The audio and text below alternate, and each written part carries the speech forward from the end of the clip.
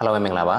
ကျွန်တော်ရဲ့ Lisbon မှာတ냐စာဖတ်ခြင်းစီစဉ် episode 9ကနေပြီးတော့မှပြန်လည်ကြိုဆိုလိုက်ပါတယ်ခင်ဗျာဒီနေ့ညနောက်တစ်ပိုက်ကိုဆက်ပြီးတော့မှဖတ်ပြပါမယ်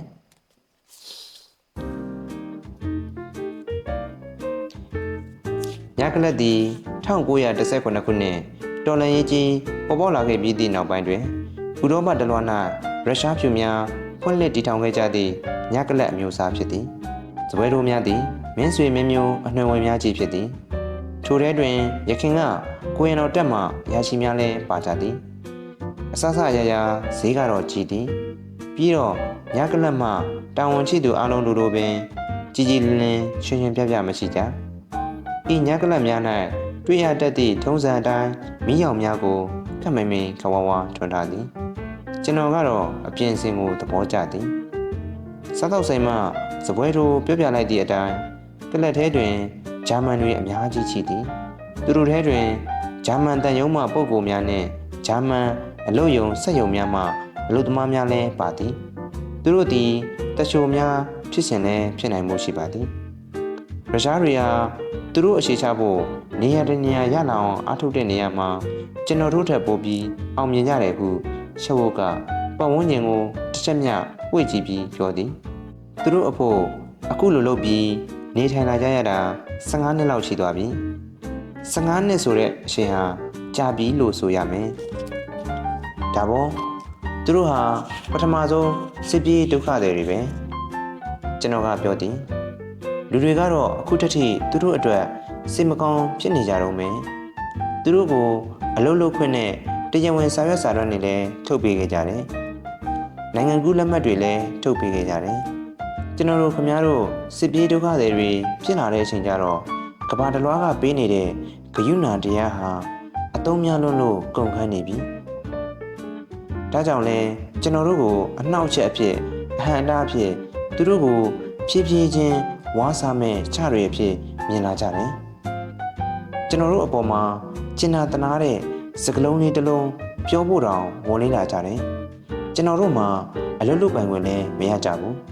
ဘဝရက်တည်ဖို့လည်းအခွင့်အရေးမရတော့ဘူးတရားဝင်စာရွက်စာတမ်းတွေရပိုင်ခွင့်လည်းမရှိကြတော့ဘူး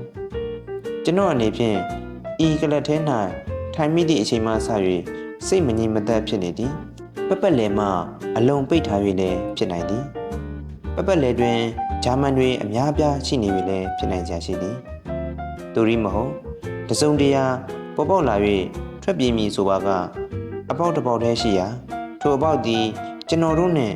များစွာအလံဝေးနေ၍လည်းဖြစ်ကောင်းဖြစ်ပါလိမ့်မည်ကျွန်တော်သည်ဘယ်နေရာကိုပဲရောက်ရောက်ထွက်ပေါက်ဝင်ပေါက်နှင့်အနည်းဆုံးနေရာ၌ရွေး၍ထိုင်နေရှိသည်ထိုအကျင့်ကိုကျင့်သုံးလာခဲ့သည်မှာကြာခဲ့ပြီ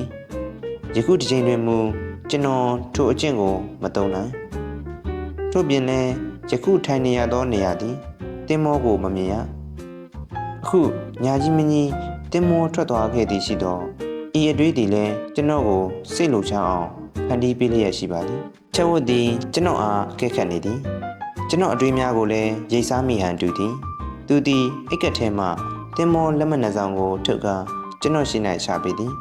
လက်မှတ်တွေကိုခမားယူခြင်းယူထားပါကျွန်တော်ဟာကျွန်တင်းတယောက်မဟုတ်ပါဘူးလက်မှတ်တွေကိုယူပြီးအခုသွားခြင်းနဲ့ဆိုရင်လည်းသွားပါကျွန်တော်ချက်သွားသည်ခမားကျွန်တော်အပေါ်အထင်လွဲနေပြီဟုကျွန်တော်ကပြောသည်ကျွန်တော်မှအချိန်ရှိပါသေးတယ်အချိန်ကအများကြီးပါချက်ဝတ်ကဘာမှပြန်မပြောပါကျွန်တော်အရေးအကြီးကိုသာစောင့်ကြည့်နေသည်ကျွန်တော်ကလက်မှတ်နှစ်ဆောင်ကိုကောက်ယူပြီးကျွန်တော်အိတ်ကထဲထည့်ထားလိုက်ပါသည်ကျွန်တော်မိရထားတစ်စီးနဲ့ခီးဆက်ဖို့စီစဉ်လိုက်တယ်ဟုချက်ဝတ်ကဆက်ပြောသည်အော်စနာဘရက်ကိုညနေခင်းစောစောစီးရောက်မဲ့ရထားကိုစီးမယ်လို့စီစဉ်တာပါကျွန်တော်စိတ်ကလည်းကျွန်တော်နေဆက်ကိုဖြတ်နေပြီလို့ထင်လာတယ်အဲ့ဒီအချိန်ထိကျွန်တော်တွေ့မြင်နေရသမျှလူတွေနဲ့အရာဝတ္ထုအလုံးဟာကျွန်တော်အတွက်မျက်နှာစိမ်းတွေကြီးဖြစ်နေတော့မယ်ကျွန်တော်ရဲ့မွေးရစာဒေတာကလူတွေနဲ့အရာဝတ္ထုတွေတောင်မှမျက်နှာစိမ်းတွေဖြစ်ကုန်ပြီမိရထားဖြတ်တန်းလာနေတဲ့ရွာတွေကိုကျွန်တော်ကောင်းကောင်းသိတယ်ကျွန်တော်ကျောင်းသားဘဝတုန်းကဒီရွာတွေကိုရောက်ဘူးတယ်ကျွန်တော်ဟယ်လင်နဲ့ရင်းနှီးခင်မင်းနဲ့ပထမပတ်ထဲမှာပဲအဲ့ဒီရွာတွေဘက်ကိုရောက်ခဲ့သေးတယ်ကျွန်တော်အဲ့ဒီဘက်က တောင်ပိုင်းဒေသကိုတိတ်ချစ်ခဲ့တယ်အိမ်တွင်ပန်းဝင်းတွေနဲ့ဝေဝေဆာဆာဖြစ်နေတဲ့မြို့တစ်မြို့ကိုတိတ်ချစ်ခဲ့သလိုဖြစ်ခဲ့တာပါအဲ့ဒီအချိန်ထိတော့ကျွန်တော်ရဲ့ထိတ်လန့်ကြောက်ရွံ့မှုဟာဘာကြောင့်လဲဆိုတာရေရေရာရာခွဲခြားလို့မရဘူးဘာတွေဖြစ်ခဲ့လို့အခုလိုကြောက်နေရတာလဲကျွန်တော်အနေနဲ့ဒီထိတ်လန့်ကြောက်ရွံ့နေမှုကိုခွဲခြားစိတ်ဖြာပြီးကြည့်ရှင်တဲ့စိတ်ကတော့မရှိပါဘူးအဲ့ဒါလို့အသေးစိတ်ခွဲခြားစိတ်ဖြာပြီးကြည့်ရမှာကိုပဲကျွန်တော်ကြောက်နေတယ်ရုတ်တရက်အသေးဖွဲလေးတွေကစပြီးစကားပြောစပြုလာတယ်အဲ့ဟာလေးတွေကထိတ်လန့်ကြောက်ရွံ့မှုနဲ့ဓာတ်ရိုက်မပတ်သက်ပေမဲ့ဆက်ဆက်မှုရှိနေတဲ့အစိတ်ပိုင်းကလေးတွေပေါ့တောင်ပိုင်းဒေသကတော့အပြောင်းလဲမရှိဘူးအရင်အတိုင်းပဲနေဝင်ချင်းတိမ်တောက်နေတဲ့လင်းရောင်အောက်မှာအဆောက်အုံတွေဟာအပြတ်စီးမရှိသေးဘူးမြည်ရည်ပြင်ရဲ့တလက်လက်ထနေတဲ့အယောင်ကလည်းမိုးကောင်းရင်စီကိုရောင်ပြန်ဟပ်နေတယ်ကျွန်တော်ဟိုးတုန်းကငါးများထွက်ခဲ့တာတွေထူးဆန်းတဲ့မြေပြင်ပေါ်မှာစွန့်စားချပွေနေတယ်ဆိုတဲ့စိတ်ကူးရင်အိမ်မက်နဲ့တွာလာလှုပ်ရှားခဲ့တာတွေကိုပြန်ပြီးမြင်အောင်နေမိတယ်ဟိုးတုန်းကကျွန်တော်စိတ်ကူးရင်ခဲ့တာတွေကတော့အများကြီးပဲအားလုံးကိုအတိအကျတော့မှတ်မမိတော့ပါဘူးစကြက်မြက်ခင်းမြင်တွေပေါ်မှာဟိုးတုန်းကလိုပဲလိပ်ပြာတွေပဇင်းတွေနားချီတခါပြန်ချီတက်လက်လုံနေကြတာလည်းမြင်ရတယ်တောင်ကပန်းတွေပေါ်ကတစ်ပင်တွေရဲ့ပန်းမွင့်ရိုင်းတွေကလည်းဟိုးတုန်းကလိုပဲလက်ရရှေ့ရမပြတ်ကျွန်တော်ငငယ်တုန်းကမြင်ခဲ့တွေ့ခဲ့ရတဲ့အတိုင်းပဲရှုခင်းတွေရဲ့ရှေ့မှာဘာတားစီအနှောက်အယှက်မှမရှိတော့မြင်နေရတဲ့ရှုခင်းဟာပြက်ပြက်ထင်းထင်းရှိလာပါတယ်လူတချို့ကိုလည်းမြင်ရတယ်ယူနီဖောင်းဝတ်တွေတော့အစအနတော့မတွေ့ရဘူးတောင်ပိုင်းအလှဟာမှောင်ရင်ပြိုးစမှုံဝါးဝါးလင်းအောင်တွေကိုဖြည်းဖြည်းချင်းနှိမ့်ဝင်နေတယ်ဘူတာယုံမိုင်တွေရဲ့ပန်းကြံကလေးတွေထဲမှာဖူးပွင့်နေကြတဲ့နှင်းစီပန်းတွေဒီလီယာပန်းတွေနဲ့နှင်းပန်းတွေကလည်းလှလိုက်တာအလွန်ပဲသူတို့လည်းဟိုးတုံးကအတိုင်းပဲသူတို့ကိုဖျက်ဆီးမဲ့အရာဆိုလို့သူတို့ပတ်ဝန်းကျင်မှာဘာတစ်ခုမှမရှိဘူးသူတို့ပွင့်ဖူးနေကြပုံဟာပြင်သစ်ကပန်းတွေပွင့်နေတယ်လို့ပဲစကြက်မြက်ခင်းမြင်ပေါ်ကမြက်ပင်တွေကြားမှာရက်ပြီးအစာစားနေကြတဲ့နွားမတွေဟာလည်းဆွစ်ဇာလန်နိုင်ငံရဲ့စကြက်မြက်ခင်းမြင်ပေါ်ကနွားမတွေနဲ့ဘာမှမခြားနာပါဘူးအညိုရောင်အနက်ရောင်ဖြူရောင်တွေပါသူတို့ကိုယ်ပေါ်မှာစက်ကြတစိမ့်တွေလည်းမရှိပါဘူးလေတဲတဲပေါ်မှာနားပြီးဂျိုးဂျိုးကြောက်ကြောက်မြည်တမ်းပေးနေတဲ့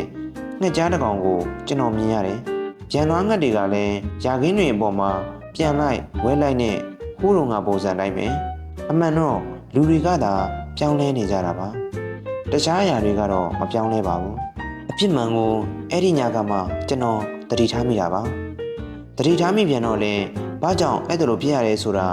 ကျွန်တော်နားမလည်နိုင်အောင်ဖြစ်ခဲ့ရပါတယ်။ရထားတွဲထဲမှာလူတွေပြေးလာလိုက်ရော့သွားလိုက်နဲ့ဖြစ်ရိုးဖြစ်စဉ်အတိုင်းဖြစ်နေတယ်။အခုလိုအချိန်တိုင်းမျိုးမှာယူနီဖောင်းဝတ်ဆိုလို့ရထားပေါ်မှာနည်းနည်းပါးပါးပဲတွေ့ရတယ်။အများစုကတော့အရက်သားတွေပါ။သူတို့ပြောနေကြတဲ့စကားတွေကလည်းကျွန်တော်ပြင်သစ်နဲ့ဆွစ်ဇာလန်မှာကြားခဲ့ရတဲ့စကားမျိုးတွေကြီးပဲ။ဂျာတီဝတ္ထုအကြောင်းတီးနှံရေးကြတဲ့အကြောင်းတနေ့တာကြုံတွေ့ခဲ့ရတဲ့အဖြစ်အပျက်တွေအကြောင်းနဲ့စစ်ကြီးဖြစ်လာမှာကြောက်တဲ့အကြောင်းတွေကြီးပါပဲသူတို့လည်းစစ်ကိုကြောက်နေကြတာပဲရှားနာမှုဆိုလို့တခုပဲရှိတယ်ဂျာမနီနိုင်ငံရဲ့အပြင်ဘက်မှာရှိတဲ့လူတွေကဒီစစ်ကိုဂျာမနီနိုင်ငံကလိုလားနေတာလို့သိထားကြတယ်ဒီမှာကတော့တခြားနိုင်ငံတွေကဂျာမနီနိုင်ငံကို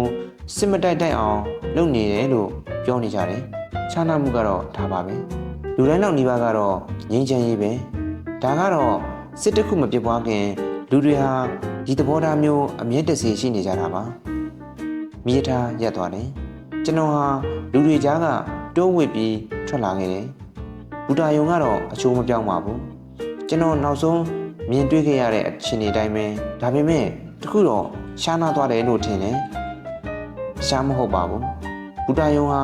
အရင်ကထက်ငယ်သွားပြီးအရင်ကထက်ညစ်ပတ်သွားတယ်လို့ထင်တယ်ဒီ episode ကိုဒီမှာရပ်လိုက်ပါမယ်နောက်တစ်ပိုက်ကိုနောက် episode မှာကျွန်တော်ဆက်ပြီးတော့မှဖတ်ပြပါမယ်ခင်ဗျာ